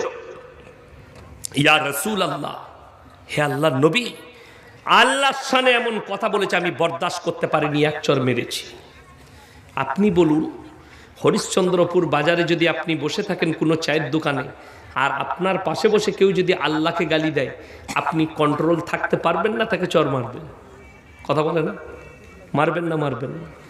তো নবীজিকে কতটা মহব্বত করতেন, আল্লাহকে কতটা ভালোবাসতেন, এক চড় মেরেছে। হযরতে আবু বকর বললেন, ইয়া রাসূলুল্লাহ, আল্লাহর শানে এমন কথা বলেছে তাই আমি বরদাস্ত করতে পারিনি, এক চড় মেরেছি। এরপরে বেঈমান বলছে, मैं अपने माबूदों की कसम खा के कहता हूं मैंने इसे नहीं कहा। আমি আমার রবের কসম করে বলছি আমি এই রকমটা কোনোদিন বলিনি। আপনার আবু বকর মিথ্যা কথা বলছে। এই কথা বলার পরে নবীজি বিচারে বসেছেন, রাহমাতুল লিল আলামিন, পৃথিবীর শ্রেষ্ঠ ব্যক্তি নিজের কলিজার টুকরার বিচার করতে বসেছেন। কলিজার টুকরা তিনি বিচার করতে বসেছেন। আল্লাহর হাবিব সাল্লাল্লাহু আলাইহি ওয়াসাল্লাম আমার কলিজার টুকরা বিচার করতে বসেছেন। নবীজি দুটো অর্ডার দিলেন। নবীজি তিনি আমাদের মতো বিচারক নয়। অবাক হবেন, বিচারক কেমন? আমাদের মতো বিচারক নয়। আমাকে যদি গাঢ় দুধে চা দেন, আমরা বিচার পাল্টিয়ে দিই। 500 টাকার লোট যদি আমাদের পকেটে ঢুকে যায়, বিচার পাল্টিয়ে যায়। আল্লাহর নবী বললেন, হে আবু বকর, তুমি যদি সাক্ষী না আনতে পারো, আমি বেঈমানকে বলবো মেরে প্রতিশোধ নিয়ে নাও। নবীজির চোখে পানি, হযরত আবু বকরের চোখে পানি। হযরত আবু বকর বুঝতে পেরেছেন আল্লাহর নবী এতটা ন্যায়পরায়ণ, আমি যদি সাক্ষী না আনতে পারি, নবীজি বলবেন মেরে প্রতিশোধ নাও। আর আল্লাহর নবী বুঝতে পেরেছেন আমার আবু বকর জীবনে মিথ্যা কথা বলবে না। এমন অবস্থায় দুইজন বেঈমান হাসাহাসি করছে। হকের ওপরে টিকে আছেন হযরত আবু বকর সিদ্দিক রাদিয়াল্লাহু তাআলা আনহু, যার কারণে আল্লাহ নিজে সাক্ষী দিলেন। কোরআন, ইন্নাল্লাহা ফাকিরুন ওয়া নাহনু আগনিয়া সানাকতুবু মা ক্বালু। হে আমার নবী, বেঈমান মুশরিক বলেছে আল্লাহ ফকির, আবু বকরের সাক্ষী আমি আল্লাহ নিজে দিচ্ছি। জোরে বলুন সুবহানাল্লাহ। খালি হকের উপরে টিকার কারণে আল্লাহ নিজে সাক্ষী দিলেন। আমার ভাই, আপনি হক পথে টিকে থাকুন, হকের উপরে দাঁড়িয়ে থাকুন, পৃথিবীর কেউ থাকবে না, আল্লাহ আপনার সাথে আছে। ওই জন্য আজকে যারা ভাবছে হয়তো ইসলাম মিটে যাবে, কোরআন মিটে যাবে, যারা ভাবছে, যারা বলছে, তারা স্বপ্ন ছাড়া আর কিছুই দেখেনি। তাদের এটা স্বপ্ন। স্বপ্নটা ভাঙবে কখন? তৃতীয় বিশ্বযুদ্ধের পরে পৃথিবীতে যে যুদ্ধটা হবে ওটা বিনাশকারী যুদ্ধ হবে। পৃথিবীর বিশেষজ্ঞরা বলছে তৃতীয় বিশ্বযুদ্ধ হলে গড়ে প্রত্যেক দিন 70 লাখ মানুষ মারা যাবে। 70 লাখ মানুষ মারা যাবে গড়ে। আপনি ভেবে দেখুন কেন? যে যুদ্ধটা হবে পরমাণু যুদ্ধ, মিসাইলের যুদ্ধ হবে। এমনি যুদ্ধ হবে না, মিসাইলের যুদ্ধ লাগবে। তৃতীয় বিশ্বযুদ্ধ, অর্ধেক দুনিয়া ধ্বংস হয়ে যাবে। এত বিনাশকারী যুদ্ধ হবে। পৃথিবীতে ইসলাম প্রতিষ্ঠিত হবে তৃতীয় বিশ্বযুদ্ধের পরে। আল আকসায় ঝান্ডা উড়বে, ইমাম মেহদি এবং তার সৈন্য ঝান্ডা উড়াবে ইসলামের বাহিনীরা, আর গোটা পৃথিবীতে ইসলাম প্রতিষ্ঠিত হয়ে যাবে। দুঃখের বিষয়, কিছু বেঈমান কাফের উঠে পড়ে লেগেছে, যারা মনে করছে ইসলামকে মিটিয়ে দেব। আপনারা জানেন 3 দিন আগে মসজিদে খালি মাইকে আজান দেওয়ার কারণে থানায় ডেকে নিয়ে গিয়ে উত্তরপ্রদেশে 2 লক্ষ টাকা জরিমানা করেছে একজন ইমামের। 2 লক্ষ টাকা জরিমানা। যে দেশে মাইকে আজান দিলে জরিমানা হয়, যে দেশে মসজিদ মাদ্রাসা মসজিদ ভেঙে দেওয়া হয় ডজার দিয়ে, তারা কি করে পার্লামেন্টে দাঁড়িয়ে আর মাইকের সামনে মিডিয়ারা কি করে বলছে ভারতে হিন্দুস্তানে মুসলিমরা সুরক্ষিত আছে। বড় কষ্ট লাগে। আমি বলবো মুসলমান, কালমার উপরে টিকে যাও। যারা ভাবছেন মসজিদগুলো ভেঙে দিয়ে আল্লাহকে মিটিয়ে দেবো, ইসলামকে মিটিয়ে দেবো, আল্লাহর কসম না, পারবে না। সব ভারতের মসজিদগুলো ভেঙে দাও, কিন্তু আল্লাহর কসম আমাদের দিল আর দিমাগ থেকে আল্লাহ এবং রসুলের মহাব্বত তুমি মিটাতে পারবে না। বড় কষ্ট লাগে। আজকে দেখে অবাক লাগছে মিডিয়া দেখে। ভারতের কিছু মিডিয়া আছে, খাস করে মুসলিম দিকে অনুরোধ করছি, রিপাবলিক টিভি কেউ দেখবেন না। এ হচ্ছে ইসলামের 1 নম্বর, ভারতের এই 1 নম্বর দুশ্মন কোরআনের এই রিপাবলিক টিভি। তাতে বাংলার হোক আর উর্দু ভাষী হোক আর হিন্দি ভাষী হোক, এ হচ্ছে ইসলামের সব থেকে বড় দুশ্মন। এরা প্রতিনিয়ত দেখাচ্ছে ইসলামের বিরুদ্ধে এজেন্ডা চালাচ্ছে, প্রতিনিয়ত। বড় কষ্ট লাগে, দুঃখ লাগে। এদের কাজটাই হচ্ছে এটা। মুসলিম দিকে সন্ত্রাসবাদ বলছে, অথচ মসজিদ ভাঙছে অন্যজন। মুসলমানকে সন্ত্রাসবাদ বলা হচ্ছে, অথচ একটা মুসলমানের কাছে কিচ্ছু পায়নি, মোবাইল পেয়েছে সন্ত্রাসবাদ। কিন্তু বড় কষ্ট লাগে, আপনার এই উড়িষ্যা রাজ্যে, উড়িষ্যায় একজন স্বাস্থ্যমন্ত্রীর বডিগার্ড এসআই তাকে গুলি করে হত্যা করেছে। মুসলমান যদি সন্ত্রাসবাদ হয়, নেতাজিকে, গান্ধীজিকে যেনারা হত্যা করেছিল সে কি মুসলমান ছিল? ইন্দিরা গান্ধীকে যে হত্যা করেছিল সে কি মুসলমান ছিল? রাজীব গান্ধীকে যে হত্যা করেছিল সে কি মুসলমান ছিল? দিল্লির সড়কে রাস্তায় শিখ দিকে যারা কেটেছিল তারা কি মুসলিম ছিল? আমার ভাই, ইসলাম টেররিজমকে সাপোর্ট করে না, ইসলামের সন্ত্রাসবাদকে সাপোর্ট করি না। ইসলাম হচ্ছে শান্তির ধর্ম, আমরা শান্তির বার্তা দিই। লাস্টে আমি আপনাদেরকে একটা কোরআন শোনাই, ওয়ালা তাসুব্বুল্লাযীনা ইয়াদউনা মিন দুনিল্লাহি ফায়াসুব্বুল্লাহা আদওয়াম বিগাইরি ইলম। তোমরা তাদেরকে গালি দিও না যারা আল্লাহ ব্যতীত অপরের উপাসনা করে। তাদের দেবদেবীকে গালি দিও না, তাদের ধর্মকে গালি দিও না। অজ্ঞাত অবস্থায় সে আল্লাহকে গালি দিয়ে বসবে, অজ্ঞাত অবস্থায় সে আল্লাহকে গালি দিয়ে বসবে, ক্ষতিটা তোমার হবে। আপনি শিরক বুঝান, আপনি বেদাত বুঝান, আল্লাহ যে এক এবং অদ্বিতীয় এটা মানুষকে বুঝান। আল্লাহ ব্যতীত অপরকে রব হিসাবে মানা এটা শিরক এবং পাপ, এবং কোনো ইসলামিক যুক্তি এবং দুনিয়াবি যুক্তিতেও আল্লাহ ব্যতীত অপরকে উপাস্য মানার কোনো রাস্তা নেই। এটা আপনি বুঝাতে পারেন, কিন্তু কারো দেবদেবীকে গালি দিতে পাবেন না, কারো ধর্মকে গালি দিতে পাবেন না। এটা কোরআন আল্লাহ নিষেধ করলেন স্পষ্ট। এটা আমরা ডাইরেক্ট বলি আমার ধর্মের মানুষকে। কিন্তু কষ্ট লাগে, ভারতবর্ষে একটা কোথাও দেখাতে পারবেন না কোনো মুসলিম এক কাছে জড়ো হয়ে কোনো একজন হিন্দু ভাইয়ের কলার ধরে বলেছে যে শোনো, আল্লাহু আকবার, নারায়ে তাকবীর বলো। জীবনে একটা প্রুফ এই হারামখোরের আওলাদ মিডিয়াওয়ালারা দিতে পারবে না। চ্যালেঞ্জ দিলাম, Republic TV, Republic Bangla TV, আজ তাক, এবিপি আনন্দ, যতগুলো নিউজ 18 বাংলা, তোমাদের কিয়ামতের সকাল পর্যন্ত সময় রইল। একটা প্রুফ দাও যে মুসলিমরা কলার ধরে বলেছে জোরে বলেছে আল্লাহু আকবার বল, একটা ক্লিপ দাও বার করে, আর আমি তোমাকে দেখিয়ে দেবো 100টা ক্লিপ, 1000টা দেখিয়ে দেবো ভারতবর্ষে মব লিঞ্চিং হয়েছে ধর্মের নামে। মুসলমানের কলার ধরে বলা হয়েছে জয় শ্রীরাম বল, দাড়ি ধরে মার্ডার করা হয়েছে জয় শ্রীরামের নাম নিয়ে। अरे गोबर भक्त अंध भक्त कान खुलकर सुन लो, तुम्हें देखकर तो श्री राम जी को भी शर्म आ रही है कि मेरे नाम लेके लोगों को हत्या कर रहा। श्री राम जी नाम लिए তোমরা বলছো।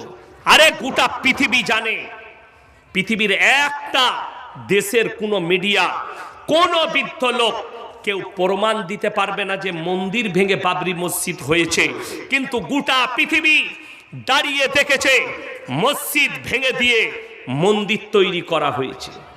এটা গোটা পৃথিবী দেখেছে। যারা শিক্ষিত আছেন তারা সুপ্রিম কোর্টের জাজমেন্টটা পড়ে নেবেন। সুপ্রিম কোর্ট জাজমেন্ট দিয়েছে, আমাদের কাছে কোনো প্রুফ নাই যে এখানে মন্দির ছিল, কিন্তু আমাদের কাছে প্রুফ আছে মসজিদটা ভেঙে গুড়ি দিয়ে মন্দির তৈরি করা হয়েছে। এটা প্রুফ। আমরা যতদিন বাঁচবো ততদিন বলবো, কিছুই করতে পারবেন না।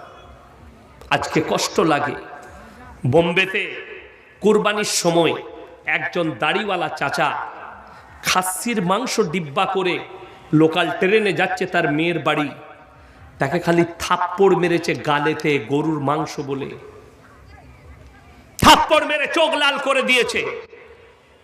अरे सुन लो, ग्रुप में शिकार सुअर करता है और अकेले शिकार शेर करता है। अगर हिम्मत है तो अकेला शिकार कर,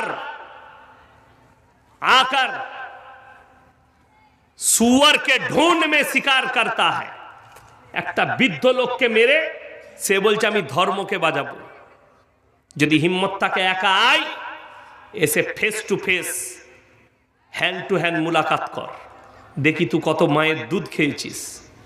ট্রেনে একা কেউ কি পেলে তাকে মার্ডার করে দিলে 10 জন মিলে, এটা মারদানগি লয়। সুয়ররা গ্রুপে শিকার করে, কুত্তা গ্রুপে শিকার করে, কিন্তু শের একেলা। বড় কষ্ট লাগে। এইরকম কতগুলো মব লিঞ্চিং হয়েছে দেখেছেন।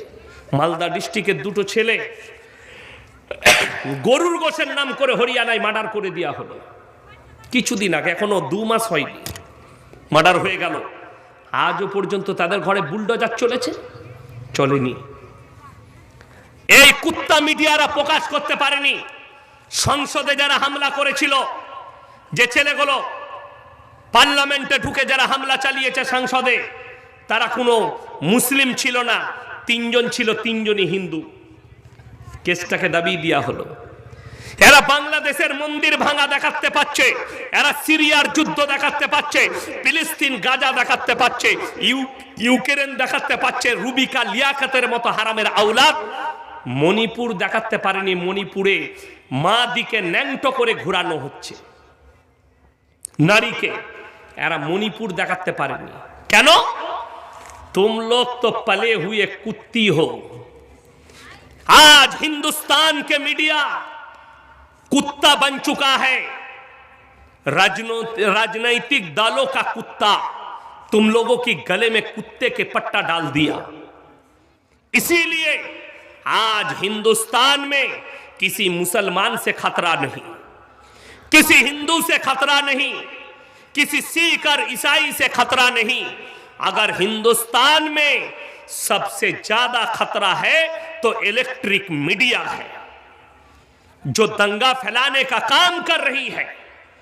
पूरे हिंदुस्तान में हिंदू और मुसलमान 24 घंटा ये मीडिया वाले कर रहा है और जहर डाल रहा है लोगों की जहनों पर। मैं कोर्ट से अपील करता हूं, हिंदुस्तान के कोर्ट से, सुप्रीम कोर्ट से, इन सारे चैनलों को बैन करनी चाहिए। अगर हिंदुस्तान में अमन अमान और चैन और सुकून चाहते हो, अगर कोई चाह रहा है कि हम मस्जिद को तोड़ेंगे, दंगा फसाद करेंगे, तो याद रखना कहीं पर आग लगता है, आग अगर लग जाए तो अकेला वो नहीं जलता है, पूरा लपेट में ले लेता है। तुम अगर हमें आग लगाओगे तो खुद अपने आग से जल जाओगे। कोई अगर कुआं खोदता है तो अपने लिए कुआं खोद रहा है, याद रखना मेरे भाई। मुसलमान दिके আমি বলবো সবাই ঈমানের উপরে টিকবো, জোরে বলুন ইনশাআল্লাহ। মুর্শিদাবাদে বাবরি মসজিদ তৈরি করা হবে, তাই হিন্দুরাও নাকি রাম মন্দির তৈরি করবে, এই ব্যাপারে কিছু বলুন। আরে শুধু মুর্শিদাবাদে কেন, যেখানে পারবে সেখানে রাম মন্দির তৈরি করো। কালকে আমি ছিলাম মুর্শিদাবাদে, আমার প্রোগ্রামে ওখানকার এমএলএ বাবু ছিলেন হুমায়ুন কবির, আমার বন্ধু মানুষ, আমাকে আব্বাকে আমার আব্বাজিকে ভালোবাসেন, অনেক প্রোগ্রামে থাকি। উনি বলেছেন আমি সম্পত্তি বেচেও 1 কোটি টাকা দেবো বাবরি মসজিদ করার জন্যে। আমি বলেছি আমি ইয়াসিন 20,000 টাকাও দেবো ইনশাআল্লাহ। আর ইনশাআল্লাহ বাবরি মসজিদ যখন বলেছেন হুমায়ুন কবির বাবু, বাবরি মসজিদ মুর্শিদাবাদে তৈরি হবে, দরকার পরে আমরা মালদা ডিস্ট্রিক্টেও একটা তৈরি করব। সকলে জোরে বলুন ইনশাআল্লাহ। বাংলাদেশ সরকার পতন ও সিরিয়া সরকার পতন, দেখুন আমি কালকে বলেছি, আজকে আবার বলে যাচ্ছি, যারা জালিম হবে, অত্যাচারী হবে, কিয়ামতের আলামতের মধ্যে একটা আলামত সেই দিনে প্রকাশ পেয়েছে। দীর্ঘ 27 বছর দামেস্কের মসজিদে আজানও হয়নি, নামাজও হয়নি। বাশার আল আসাদ এই 24 সালে দুটো জালিম বাদশাকে আল্লাহ পতন ঘটিয়েছে। নাম্বার 1 হাসিনা, দেশ ছেড়ে পালাতে হয়েছে। আল্লাহ এত বড় কুদরতওয়ালা, ওই জন্যে একটা কথা এখানে ভালো করে শুনেলেন, যারা নেতা আছেন, যারা গ্রামের বিচার করেন, যাদেরকে আল্লাহ পদ দিয়েছে, ইজ্জত দিয়েছে, অপব্যবহার করবেন না, কারো উপর অত্যাচার করবেন না, মাজলুমের উপর অত্যাচার করবেন না। যদি কোনো নেতা হয়, কোনো মন্ত্রী হয়, কেউ যদি গ্রামের দায়িত্ব পায়, কেউ যদি জেলার দায়িত্ব পায়, আর সে যদি মাজলুমের উপরে অত্যাচার করে, জেনে রেখে দিবেন তার মৃত্যু আর তার পতন অনিবার্য, তার বেজ্জতি অনিবার্য লেখা আছে। হাসিনা স্বপ্নেও ভাবতে পারেনি তার বাড়িতে ভাত রান্না হয়েছে, রাজহাঁসের মাংস রান্না হয়েছে, পাতি হাঁসের মাংস, ইলিশ মাছ, ভেটকি মাছ, পাবদা, খাবার সব রেডি। খেয়েছে কে? আন্দোলনকারীরা। 40 মিনিটের মধ্যে দেশ ছাড়তে হয়েছে। রাঁধা ভাত আল্লাহ খেতে দেয়নি, তার নাম হচ্ছে আল্লাহ। দেশ ছেড়ে পালাতে হয়েছে। বাশার আল আসাদ 1 লক্ষ কোটি টাকার সম্পত্তি ছেড়ে পালাতে হয়েছে সিরিয়া থেকে। পতন ঘটে গেছে। পালিয়েছে কোথায়? রাশিয়ায়, ভ্লাদিমির পুতিনের কাছে। কালকে রিপোর্ট প্রকাশ করেছে সিরিয়ার মিডিয়া। তার বাড়িতে শুনেলেন, যারা কওমের মাল সম্পদ লুটে, আল্লাহ তাদের পতন পৃথিবীতে ঘটাবে। তার গ্যারেজে যে গাড়িগুলো আছে, 450 কোটি টাকার খালি গাড়ি আছে, 4 চাকা আর মোটরসাইকেল, 450 কোটি। 1 লক্ষ কোটির মালিক ভারতের মুদ্রায়। কার টাকা? একটাও তার ইনকাম করা বাপের টাকা নয়, সমস্ত রাজ্যের গরিবের মানুষের টাকা। আমি বলবো না সমাজদারও কে লিয়ে ইশারা কাফি হ্যায়। আমাকে যদি 24 ঘন্টার জন্য প্রধানমন্ত্রী করেন, কতগুলো মন্ত্রীর সম্পত্তি জব্দ হবে তা ঠিক না। কতগুলো চোর বসে আছে যারা কমের টাকা মেরে নিয়েছে। আপনি কি মনে করছেন কিয়ামতের দিনে এই যুগের বেশিরভাগ নেতারা ধরা পড়বে কমের মালকে ভক্ষণ করার কারণে? অন্যায়ভাবে মাল কেড়ে নিয়েছে, কমের মাল ভক্ষণ করেছে। সরকার দিচ্ছে, পানিটা দেন, সরকার দিচ্ছে, বললে ঘর বানাও, গরিবকে 1,40,000। নেতার খবর চলে যাচ্ছে 10,000 পাঠিয়ে দিবি। ঠিক বললাম না ভুল বললাম? কে করে আমি জানি না, কিন্তু জেনে রেখে দিবেন, আল্লাহর কসম করে বলছি, তোমাকে দুনিয়াতেও ভোগ করতে হবে, আর পরকালে ওই এতিম আর গরিবের টাকা তোমাকে ফেরত দিতে হবে। এর বদলা তোমাকে দিতেই হবে। আল্লাহ হেফাজত করুক। বিসমিল্লাহ। ওই জন্যে প্রত্যেকটা মুসলমান ভাই নিয়ত করুন, আমরা হক পথে চলবো। জোরে বলুন ইনশাআল্লাহ। আপনি রাস্তায় যাচ্ছেন, চারটা মুসলিমদের যুবক বিড়ি খাচ্ছে, তাদেরকে নিষেধ করুন, বিড়ি কেন খাচ্ছিস, এগুলো খারাপ জিনিস, খাস না, ইসলামে নিষেধ আছে, খাবি না, আপনি নেকি পাবেন। চারটা মুসলিমদের ছেলে টাস খেলাচ্ছে, রাস্তা দিয়ে আপনি নামাজ পড়তে যাচ্ছেন, আপনি তাদেরকে দাওয়াত দেন, ভাই টাস খেলাচ্ছিস, নামাজের সময় হয়েছে। আপনি যাচ্ছেন, 5 জন বসে গল্প করছে চায়ের দোকানে, তাদেরকে বলুন, নামাজের সময় হয়েছে, আজান হয়েছে, মসজিদের সামনে চায়ের দোকানে গল্প করছিস, চল না বাবা নামাজটা পড়ে নিবি, আপনি নেকি পাবেন। হকের দাওয়াত দেওয়া। এক জায়গায় বিচার হচ্ছে, আপনি দেখতে পাচ্ছেন এটা অন্যায় বিচার হচ্ছে, আপনি প্রতিবাদ করে বললেন, ভাই এটা অন্যায় হচ্ছে, এই প্রতিবাদ করার কারণে আপনি নেকি পাবেন। আমার ভাই, অনুরোধ করে বলছি, প্রত্যেকটা ভাই নিয়ত করেলেন আমরা দিনের উপরে প্রতিষ্ঠিত হব। জোরে বলুন ইনশাআল্লাহ। আপনারা যেদিকে আল্লাহ মাল দিয়েছে, 3 জন যদি হাত পাতে, অবশ্যই হাতকে কোনোদিন আর ফেরাবেন না। এই 3টে ব্যক্তি আমি কোরআন থেকে শোনাচ্ছি। নাম্বার 1, ওয়া আতিদাল কুরবা, তোমার কাছের গরিব যদি হাত পেতে দেয়, তার হাতকে জীবনে ফিরিও না। ওয়াল ইয়াতামা ওয়াল মাসাকিন, এতিম আর মিসকিন যদি হাত পাতে, তার হাতকে ফিরিও না। ওয়াবনাস সাবিলি ওয়ালা তুবাদ্দির তাবদীরা, আর মুসাফির যদি হাত পাতে, তার হাতকে ফিরিও না। আমার ভাই, আপনি মসজিদ হোক, মাদ্রাসা হোক, গরিব হোক আর এতিম হোক, আপনি 10 টাকা দান করতে পারলে মনে মনে ভাববেন, আল্লাহ আমাকে দেনেওয়ালা বানিয়েছো, আমাকে হাত পাতনেওয়ালা বানাওনি। এটা মনে মনে ভাবতে হবে আপনাকে। গরিবের হিমায়ত করা। আমি একদিন আমার বাজারে শুশুনি শাক, শেখ শুশুনি শাককে আপনাদের কি বলে বুঝেছেন? শুশুনি শাক মাটিতে হয়, ওই ফুলের মতো, হ্যাঁ, ঘুম আসে খেলে, সরিষা নয়, শুশুনি বলি আমরা, মানে মাঠেতে হয়, ভিজে মাঠে, পানিতে, ফুলদুবড়ি, হ্যাঁ। তো ওইটা খেলে একটু ঘুম আসে, কিন্তু শাকটা ডাল দিয়ে আমাদের রান্না করে অনেক মিষ্টি লাগে। তো যাই হোক, ওই শাকটা একজন ভদ্র মহিলা, গরিব মানুষ, মাঠ থেকে বেচারা সকালবেলায় গিয়ে বেছে বেছে তুলে এনে মার্কেটে বিক্রি করছে। তো আমি গেলাম, একজন মাস্টার মহাশয় শাকটা কিনছেন। তো সে কি করেছে, এরকম একটা করে চিকচিকিতে বেঁধে দিয়েছে। আমি বললাম, কত গো? বললে, বাবা 20 টাকা করে দাম। আমি বললাম, আমাকে 2টো দেন। তো আমি 2টো দিলাম। সেই মাস্টার মহাশয় তাকে বলছে, বাবা 10 টাকা করে হবে না মা? বলছে, বাবা আমি এত কষ্ট করে নিয়ে এসছি, 10 টাকা বলছো? বা তোমাদের তো টাকা আছে, আমি কষ্ট করে এনেছি। তো তার কাছে ছিল কটা? 6-7টা। আমি বললাম 30 টাকা করে দিচ্ছি, সবগুলো তুমি আমাকে দাও। সেই মাস্টারকে নিতে দিইনি। সে আমাকে বললে, আমার উপরে জিদ করে নিলেন, তাকে আমি চিনি না, যদিও সে অমুসলিম।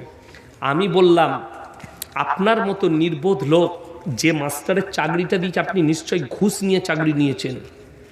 আপনি কি ডাক্তারের কাছে ঢুকে আপনি বলতে পারবেন, স্যার 500 টাকা ফি কেন 100 টাকা কমলেন? আপনি আগে দিয়ে দিবেন। এই মানুষটা পেটের জন্যে ভোরের বেলায় পেরিয়ে 3-4 ঘন্টা মাঠে হাতে করে কোমরটাকে নুয়ে তুলে নিয়ে এসে আপনার কাছে পৌঁছে দিচ্ছে, আর শুকর আদায় করা বাদ দিয়ে আপনি ওটা 10 টাকাই চাইছেন। তাকে তো 10 টাকা বেশি দেওয়া দরকার। আমাকে বললে, আপনি কতদূর পড়াশোনা করেছেন? আমি বললাম, আমি যা পড়াশোনা করেছি তোমার জুতো বোয়াবার যোগ্যতা আমার নাই। তুমি যাও, মার্কেটে একটু দাপট আছে, ওই জন্য কিছু বলতে পারেনি। চলো, সবগুলো নিয়ে গেলাম। এই হিমায়ত করা, যারা একটা গরিব মানুষ যদি ফল বিক্রি করে, সবজি বিক্রি করে, সেখানে যারা দাম করে তারা হচ্ছে মূর্খ। তুমি ডাক্তারের কাছে গিয়ে, ওষুধ দোকানে গিয়ে দাম দর করতে পারো না। 500 টাকা ওষুধের দাম বললে পেটের জন্য আর শরীরের জন্য নিয়ে নাও, অথচ একটা গরিব মানুষ তোমার মুখের সামনে মাঠ থেকে তুলে ধানগুলো চাল পৌঁছে দিচ্ছে। একটা গরিব মানুষ সবজি চাষ করে তোমার কাছে মূলো শাক, পালক শাক পৌঁছাচ্ছে, তাকে তুমি 10 টাকা দিতে পারো না। কত দুর্ভাগ্য। যেমন আমার ভাই, ওই জন্যে আমি মুসাফির মানুষ। আপনারা অনেক দিয়েছেন মসজিদের জন্যে। আচ্ছা বলুন তো, কোরআনে পারা কটা আছে বাবা? 30টা। আচ্ছা, 500 করে টাকা আমি বলবো 15 জন আমার হাতে দিয়ে যান। যদি পয়সা না থাকে ফোন পেতে দিয়ে যান, কালকে দিবেন পরশু। আমি 15 জন চাই, মুসাফির মানুষ। 340 কিলোমিটার এসছি, 39 কিলোমিটার। আমি দোয়া করব আপনাদের জন্য, খাস করে কে কে আছেন আমার ভাই।